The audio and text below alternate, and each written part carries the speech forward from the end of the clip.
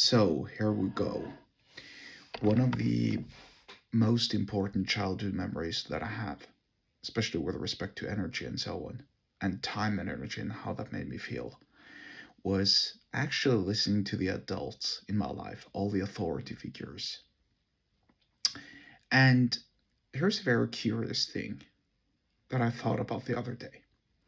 Whenever there would be a visit to my home, let's say that there were some adults who would visit my parents, like family, other family, friends, work colleagues, neighbors, and so on from the community.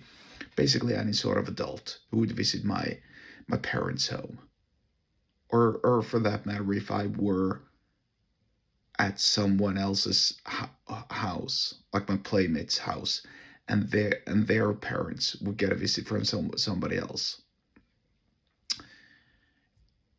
It always struck me how these adults who were visiting just came there to complain and vent and moan and rant. Oh, my health is doing bad. Oh, my car broke down. Oh, this unexpected expense came from out of thin air.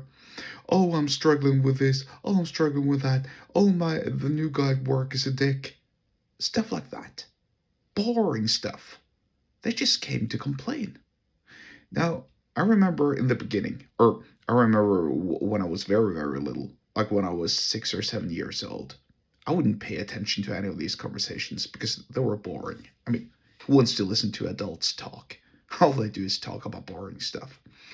But eventually, as I turned 9, 10, 11 years old and into my early teens, I started paying a little bit more attention to these conversations that the adults had because I thought that, oh, I'm growing up. Right. Imagine being a 12-year-old kid thinking that you're growing up. Well, I did, and I'm sure a lot of actually 12-year-old kids do. And so you want to start paying a little bit more attention to what the adults are talking about. And all the adults in my life did, not literally everyone, but most of them certainly, it was just complaining. Complaining, venting, moaning, bitching, gossiping about all the negative stuff in the world without sort of like looking for a solution, without looking to turn this into a positive. Instead, they just had like this psychology session where they would go around, visit other people, and then sit down and make the other ones feel sorry for them, which is horrendous, horrific. And I remember as well just thinking, I don't want to grow up. I don't want to be an adult. This is complicated. This is boring. When I become an adult, my life is over. I want to be a kid. I want to play around. I want to have fun. Right? I mean, can you blame me? Can you blame other kids as well? Of course, they don't want to grow up like that, or they don't want to grow up and become like that. Now, me recording this video, I'm a ripe and crisp and young 40 and a half years old. Almost. Well, actually, I'm a little more than 40 and a half years old. So, whilst I'm certainly not old in that regard, I'm certainly not a spring chicken either. So, I consider myself an adult, a grown up. And I can tell you right here and right now that that ain't how life is. Yeah, when you're an adult, there are, of course, challenges and issues, emergencies that you have to take care of. You literally have to be an adult. You have to be the adult in the room because you're no longer a child. But that doesn't mean that life sucks and it's boring and it's difficult and complicated.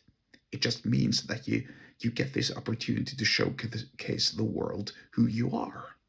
That's how you gotta reframe it. And that's sort of like your winner's way for dealing with all the curveballs that life throws in your direction. Now, getting back to this from a time and energy perspective, these adults that I experienced and that the other kids around me experienced as well, they were massive time and energy sucks. They were the definition of time and energy vampires.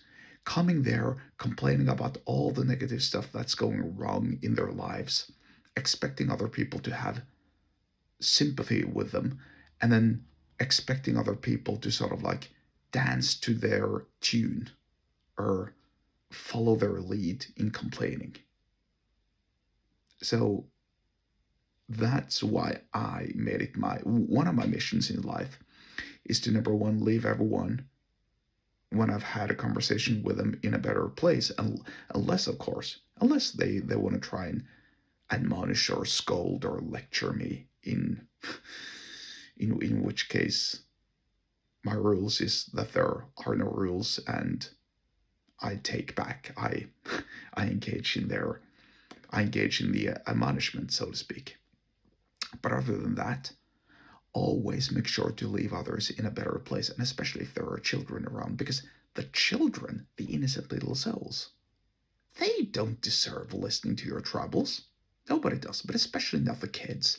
Don't ruin their childhood for them, and certainly don't give them the impression that I was given, that, oh, when you grow up, everything is difficult and horrible. Right? Just don't.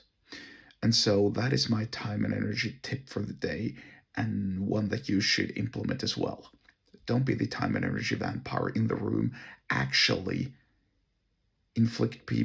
give people more energy so that it's worthwhile their time. Do that. If you want to learn more about how to deal with time and energy vampires and time and energy management, then get subscribed to Minimalist. The link to do so is below the episode description, wherever you are watching and or listening to this. And I shall see you later.